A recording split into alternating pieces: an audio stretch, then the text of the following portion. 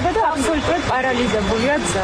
წყნეთი ბაგების გზამ დღეს დედაქალაქში სრული სატრანსპორტო კოლაფსი შექმნა. კილომეტრიანი საცობის გამო ხალხი უმოძრაოდ საათობით იდგა. სრული უძრაობა დილიდან დაიწყო. კაკუცა ჩოლოყაშვილისა და გიორგი წერეთლის ქუჩების რეაბილიტაციის გამო გადაიტვირთა ბაგებისა და უნივერსიტეტის დამაკავშირებელი ხიდის, რომელმაც ავტომობილების ნაკადი ვერ გაატარა და სატრანსპორტო კოლაფსი შეიქმნა. დავტოვეთ 25 და იმის მერე გვიგვარდა. აგებცხოვოთ ბაკეში ანუ არ იცოდით რომ გზა გადაიკეტება. კონკრეტულად ამ მესიჯი გამოიწევთ საერთოდ გამოიწევთ საერთოდ უკვე გადავიწყილი იყო და თან ის არ ვიცოდით გზასაც აბსოლუტურად ყავთ რომელი იყო ჩვენი გზა რომელი არ იყო. აბლოზე დავტოვო ბავშვი და იქიდან მოგვარე რომ წამოსული ყავმეთ დაკით მაინც არ იქნება საცი.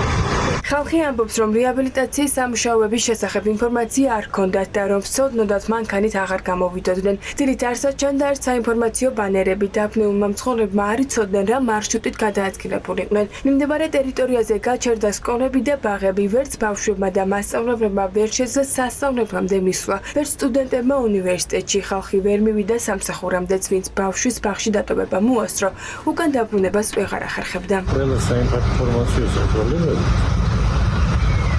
ინფორმაცია უნდა ჰყავს და მანქანის მაინც არ მოვიდოდნენ როცა რამდენი ხანია რაც ამ საცობში ხარ? 2 საათზე საცობი არქია, საცობი რომ მოძრაობ მაინც რაღაცას. აბსოლუტურად გავართ, აი ხო დამჭირდა საათი ნახევარია ზუსტად, ალბათ 40 მეტრია თავგავი.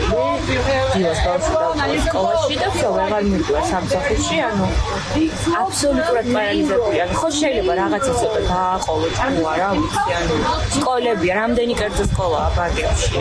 გათიშული იყო ტაბლოები, მუნიციპალური ტრანსპორტიდან მოსახლეობა გადმოდიოდა და ფეხით აგრძელებდა გზას. ზოგს ფეხით წასვლა უნდოდა, მაგრამ საპარკინგი ადგილამდე ვერც კი მიდიოდა. ხალხს ვერც პატრული ეუბნებოდა, რა შეიძლებოდა ყოფილიყო ალტერნატიული გზა 2 საათი მძღოლები ერთი და იგივე ადგილზე იდგნენ.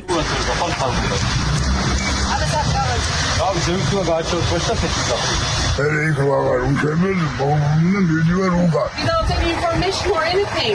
2.5 hours. This is ridiculous. ჩოლოყაშვილისა და წერეთლის ქუჩების რეაბილიტაცია ვაკეში 4 თვეს გაგრძელდება. უცნობია რა ალტერნატივა აქვს თბილისის მერიას სარეაბილიტაციო პერიოდში. ნომერ 173 ავტობუსის დროებითი მარშრუტის გარდა, რომელიც წყლეთის გზატკეცილი 6 ნომრიდან თბილისის მეტროს მიმართულებით იმოძრავებს. ოპოზიცია აცხადებს, რომ ეს ალტერნატიული გეგმა არ არის და 4 თვე მჭიდროდ დასახლებული უბანი სატრანსპორტო კოლაფსისთვის არის განწერული. დაახლოებით 15 დღე არის დარჩენილი სწავლის დასრულებამდე.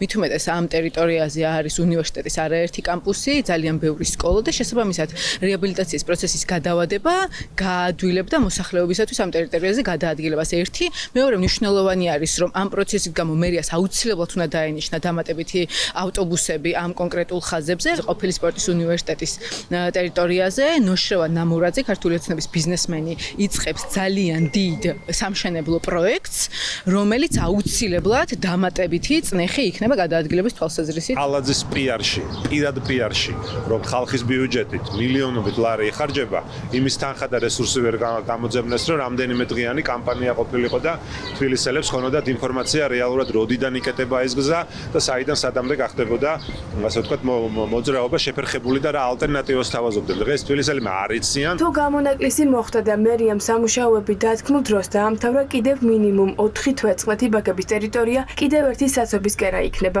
სარეაბილიტაციო არეალი ვაკის პარკის მიმდებარე ტერიტორიიდან წყლეთის გზატკეცილის ნომერ 6-მდე არსებულ საგზაო მონაკვეთს მოიცავს.